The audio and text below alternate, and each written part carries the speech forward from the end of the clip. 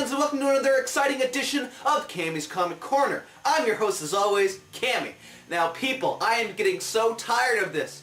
Another huge week this week. I don't have enough show for all these books I want to review. So, tune in tomorrow on Saturday for episode 70.5, which I'll be talking about the other Fast Fives that I couldn't talk about on this show. So if you don't see something that you thought should have been reviewable on this show, check out tomorrow's show. It could be on there. But enough of this jibba jabba. Let's get on to the pick of the week. From Dark Horse Entertainment, we have The Goon number 32, written and drawn by Eric Powell. Now, The Goon is one of those books that I've always loved. Every time it comes out, there's always the dark humor, the gorgeous art by Eric Powell, and the ongoing story of the zombie priest versus the Goon. Now, since this is the 10th anniversary issue, I guess Eric Powell said, hey, we'll just throw a Goon birthday party. So that's what takes place. It's the Goon getting a birthday party thrown for him in Norton's pub. But the Goon's not so into it. In the previous arc, he lost someone he kind of loved, and, he's just in one of those dazes where he just doesn't care what's going on around him. Even when you get a telegram from the Rape Gorilla. That's right, the Rape Gorilla. He rapes you on your birthday. It's just dark humor like that you want to make sure you don't show this to children. This is for adults only. This is something you can this is something you can laugh about and not feel horrible for doing so. But anyway, the kids take the cake. They tease some bums. The bums resurrect the hobo god to go and smite the children. And so then the children are in a bit of a tussle. They need the Goon to help them. Goon helps out and kicks the hobo god's butt. He comes to the rescue, and then he's all of a sudden in the mood again and goes off and celebrates his birthday. Meanwhile, not only do we get the origin of the zombie priest at the beginning, but then we find out that his comeback at the end is something to look forward to in the next upcoming issues.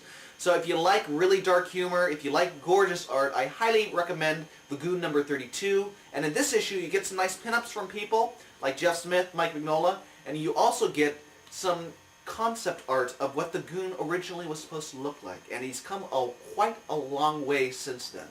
So, Dark Horse, good job at sticking by the Goon all these years, and let's hope for another 10 years. Now, on to the Fast Five. First up from Marvel, we have War of Kings number 1.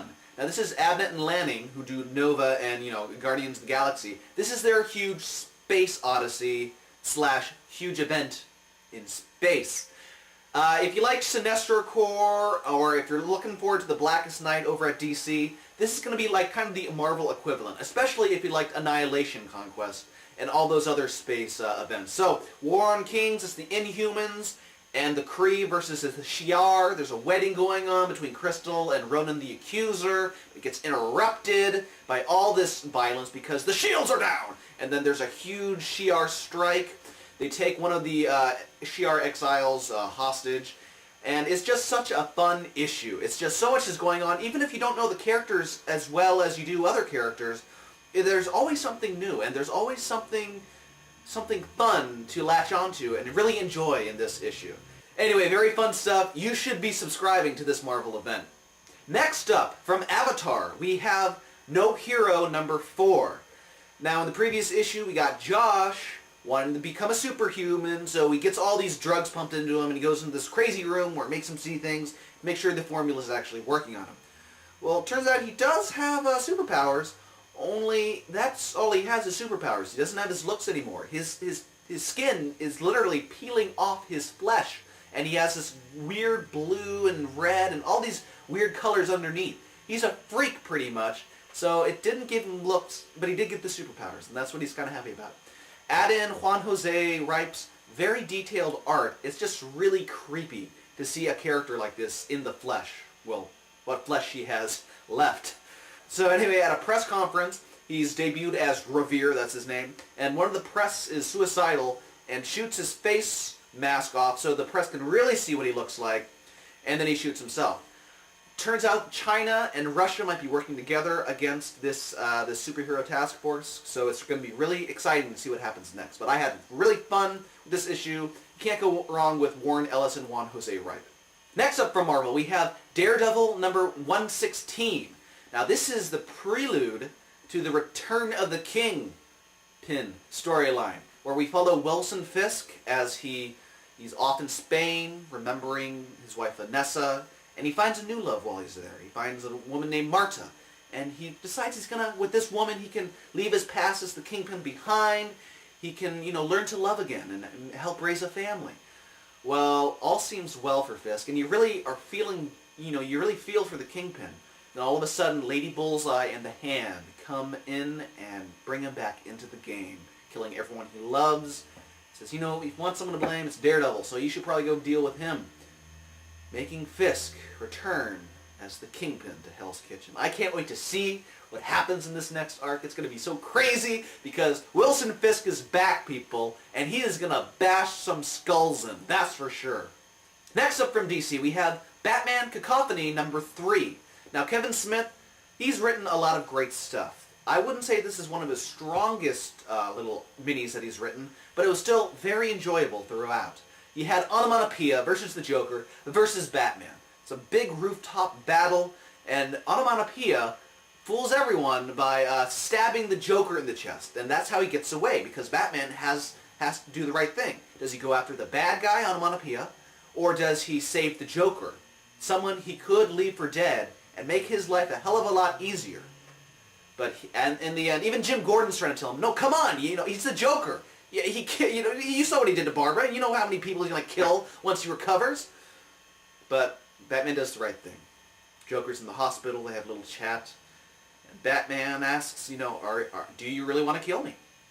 And then Joker asks him the same question, and then turns out that their game of cat and mouse is gonna continue on for many, many years. So Onomatopoeia lives to fight another day. The Joker is gonna live and fight another day, and Batman is gonna spend his nights drinking again because he knows that the Joker's out on the streets.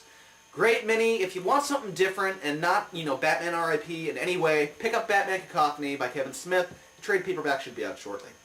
And finally this week from Marvel, we have Secret Warriors number 2. Now, Hickman has his hand in the company cookie jar, and he is touching all these other titles. Not molesting, but touching. And one of them is Secret Warriors that he's writing with Brian Michael Bendis. First issue, I was like, okay, this is pretty good. Not Fast Five worthy, but, it got me interested. Now we really focus on Hydra, and more importantly, Baron Strucker, as he has to start Hydra from the ground up because he's figured out that the Skrulls have infiltrated Hydra. So he just blows up his base, killing thousands, but they're all probably Skrulls anywhere. So why not start fresh with a couple of his friends like, Kraken, Madame Hydra, the Hive, Viper, all of Hydra's key players, the big guns. Meanwhile, Nick Fury and the Secret Warriors are finding out a little bit about their future, but Nick Fury tells them, we have to infiltrate Hydra. We need to find out what's going on, so one of you is going to have to infiltrate Hydra. In the end of the issue, we find out that Baron Strucker resurrects one of the big guns for Hydra, the biggest gun that they have in their arsenal. It is the Gorgon.